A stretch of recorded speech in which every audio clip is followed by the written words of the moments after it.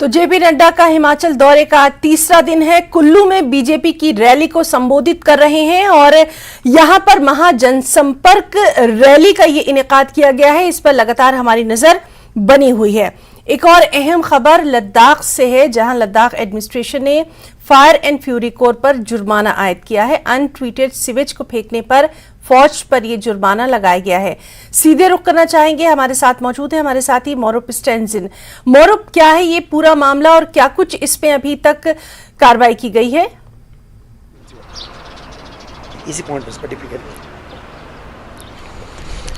जी हिना, इस वक्त मैं उसी लोकेशन पे हूँ जहाँ कुछ दिन पहले आर्मी की जो टॉयलेट सीवरेज की वाटर इसी नाले में गिराया गया। तो आप देख सकते हैं मेरे ठीक पीछे जो 14 कोर भी है, ये पूरा आर्मी का एरिया है। साथ ही साथ नीचे जो लोअर स्कारा के विलेज है और बाकी सारे काफ़ी तादाद में यहाँ पॉपुलेशन। तो हमारे साथ इसके बारे में बताने के लिए लोअर ले के काउंसलर श्री नमग्याल, जो हिल काउंसिल में अपोजिशन लीडर भी है, तो उनसे हम डिटेल से पूछेंगे।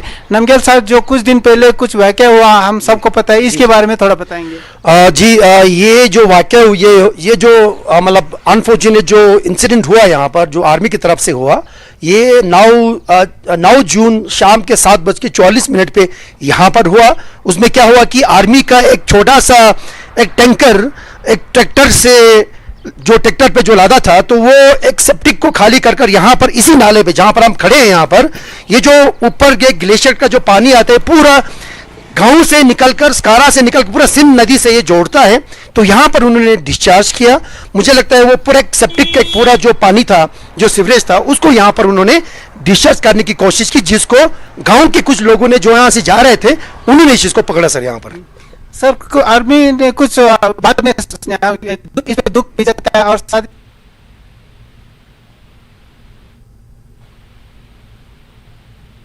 और एसपीसीसी के जो मेंबर सेक्रेटरी हैं जिसमें तकवा जी जो आईएएस ऑफिसर हैं, उन्होंने तुरंत इस पे उन्होंने कार्रवाई की और स्टेशन कमांडर